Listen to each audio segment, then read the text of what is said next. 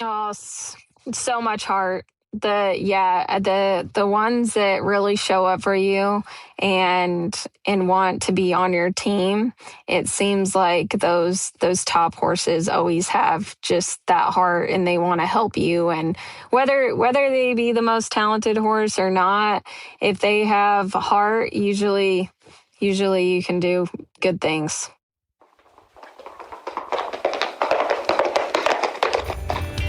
You are listening to the Horse Radio Network, part of the Equine Network family.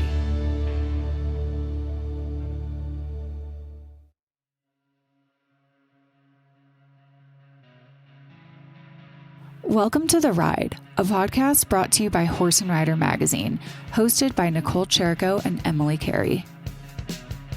This episode is brought to you by Farnham, celebrating 80 years of equine care and Endure Gold Killer Fly and Mosquito Control, a new fly spray for horses.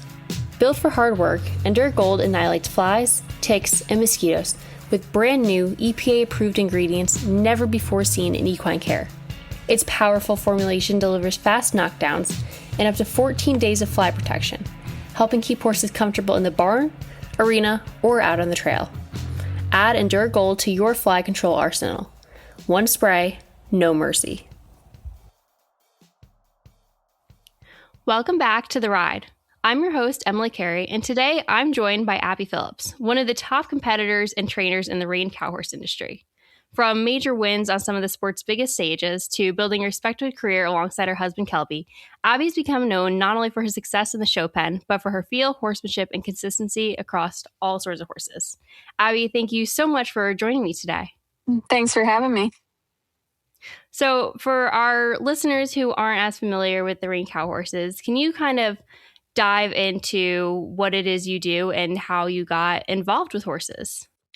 So we compete in 3 events. We have to show them in the cutting, reining, and then what we call down the fence. So we do some fence work on some cows. Originally, growing up, I've always been on horses. My dad had me on horses at a very young age. But we had a farm and ranch. I helped gather cows, but mostly I just rode them every single day. It didn't matter if I was bareback, saddle, whatever. That's what I was doing. What made you want to pursue this professionally? Well, it didn't start out that way. I helped my husband Kelby for a long time. I competed as a non-pro.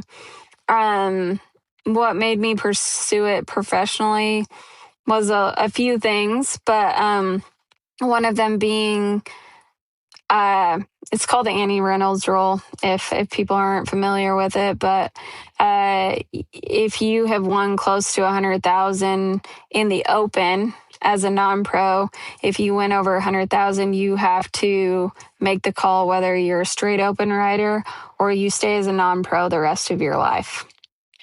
So I was nearing that number, and they called me and told me that I needed to make that decision, which meant if I chose to be a non-pro, then I couldn't compete in the world's greatest. I couldn't compete in the Run for the Million.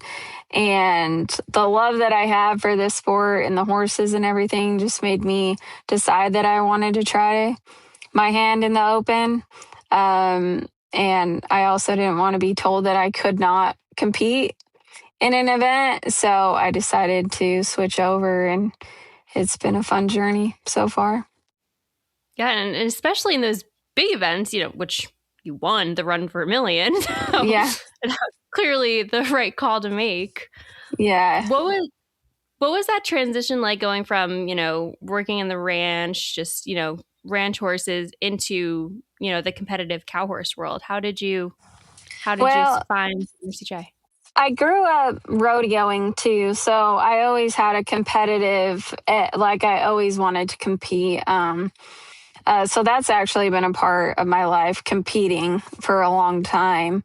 The first cow horse I rode was when I was 18, and I fell in love with just the horsemanship that goes along with it, how broke the horses are, and their ability to do 3 events. What was that first horse's name? His name was Cluck, Rooster Cluck, actually. um, he was one of my best friend's horses, Sophie Butters, and her husband is a trainer, Brandon Butters. And yeah, they let me ride it, and I was like, wow, this is incredible. So you went from incredible horses to incredible horses along your journey. Yeah, and, yeah. And obviously, Brandon Butters is a huge name in the cow horse world. Mm-hmm. Do you have any other, influences on your early on in your career? Any trainers or mentors? I mean, that was my first cow horse I had ever rode. So, I got to ride alongside Brandon, for a few years, and then I met Kelby through them. And so I got to see Kelby progress through his whole career. I met him when he worked for Zane. And so I just fell in love with the training. I fell in love with the horses, and it just progressed into where it's at now. See, I couldn't find that mute button. Yeah. Can you talk to me about some of those other horses that that really impacted in your career early on? Yeah. So I showed a horse named Bedhead Cat. He's still very, very special to me. Kelby actually trained him for the Gardeners when he worked there, and showed him as a 3-year-old, and did really well on him. My dad ended up buying that horse right after the snaffle bit, and so Kelby showed him as a 4 and part of his 5-year-old year. And then I was like, I think it's my turn to try my hand at this. So I showed him for the first time in 2015 was my first show that I showed at. And he taught me so much. He was a super talented horse. And obviously Kelby trains very, very well. So it was easy to ride and follow. And that horse has taught me so much as far as training and the love of it, and to respect them in general. But he was the first horse I made the world's greatest finals on. So that was very, very special to me. Now, you've had a slew of super impressive horses through your barn. But we've got to talk about the man of the hour, his long, Yeah. flowing long. Yeah. After time. Mm-hmm. Yes, he's the best. How did that come around? How did he come into your program? So we actually seen him shown. Oh man, it feels like forever, but it's not been that long ago. So I've had him 4 years, I think. We seen him shown at the World's Greatest when he was, I want to say he was 7, maybe 6. And anyways, another guy showed him, and we seen him there, and we decided after that, Kelby, and actually there was a couple people, Kelby and Ty Brown, made the call to the lady that owned him and asked if he would be for sale. And so she said that would be a possibility, and we got to ride him, and it ended up just working out. So that we got him into our barn. Yeah, and workout it did. I mean, the Run for a Million Championship, countless finals and championships. What a horse! Like, holy cow! He's incredible. He's definitely a heart horse. Yeah. He helped build my career from the very bottom. Yeah. What has that journey looked like? Because obviously it must be different owning your horse and showing your own horse rather than a client. What is that kind of that switch like? So I try not to let that affect me, owning my horse and a client's horse. I actually like to try to make it so I feel like I own every horse, even though it's a client's horse, because I want to do just as good on every single one, whether it be mine or theirs. I want to have good results. So it doesn't really, that mentality doesn't really play into anything. I just try to show the horse the best of its ability. And you've ridden a lot of really impressive horses over the years. What is one thing that kind of sticks out to you that all of these talented horses really have in common?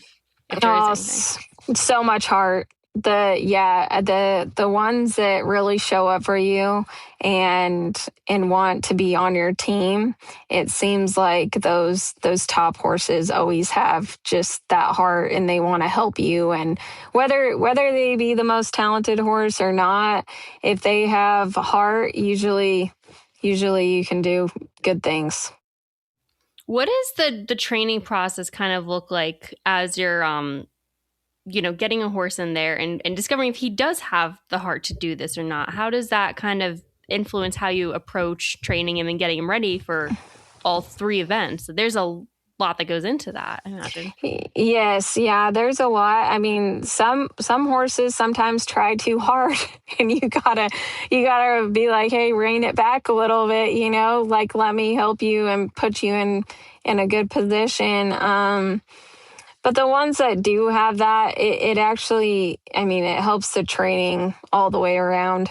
You find out the ones that don't have a lot of heart, and they may train up really well. They may be really talented, but at the end of the day, when you're going down the fence and you have to really call on one, and if they don't have it, it's hard to show a horse like that. Yeah. So you've competed at the World's Greatest Horseman a few times, at the Run for a Million. On the biggest stages, there's got to be a lot of pressure on there, whether you are riding, your own horse or a client's horse. Regardless of that, what's the mentality like walking into those high pressure environments? It is stressful and nerve wracking. But I'm going to be, I try not to let that get to me. I want to have fun at this. And if it's not fun at the end of the day, I really don't want to do it that bad.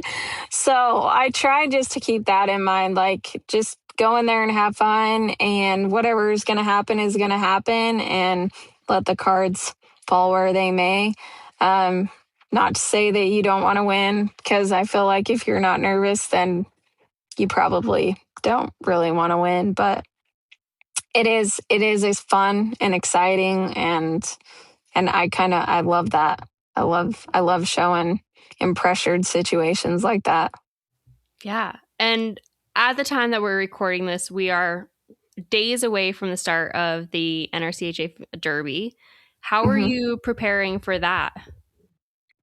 Well, this morning I was going down the fence on all my horses before I was talking to you. So, just trying to get them ready and confident. Gonna do some fence work, these next couple days before we head out, and just making sure they feel good and they're confident in what they're doing.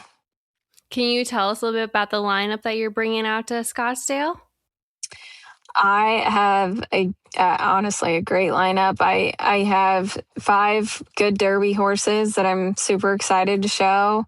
Super blessed to have them. And then I have 3 great bridle horses to show in this spectacular and in the Run for the Million qualifier. And one of them being my husband's horse, Crazy Horse. He was gracious enough to let me show him. So I'm pretty excited to show him for the first time too. So as you're looking at your lineups, what are you looking for in these horses that determine whether they're ready to go to the next maturity or to the next Derby? What factors do they have to make the cut to get on the trailer? Obviously they have to be, talented. That is one thing. Just to make an open finals nowadays, you have to have a super talented horse, but also mentally. I mean, they have to be mentally prepared. They have to want to help you.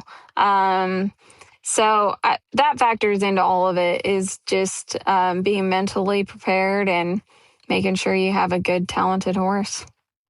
This episode of The Ride is brought to you by Farnam and Endure Gold Killer Fly and Mosquito Control, a new fly spray for horses. Thank you guys for tuning into the Ride podcast. We hope you enjoyed this episode, and please be sure to subscribe wherever you listen to podcasts. Follow Horse and Rider Magazine on social media and find us at horseandrider.com to see all the cool things that we're up to. And if you have any comments or questions, please be sure to hit us up at horseandrider@equinenetwork.com. We want to hear from you guys. And if you like what you're listening to, please be sure to leave us a review on iTunes.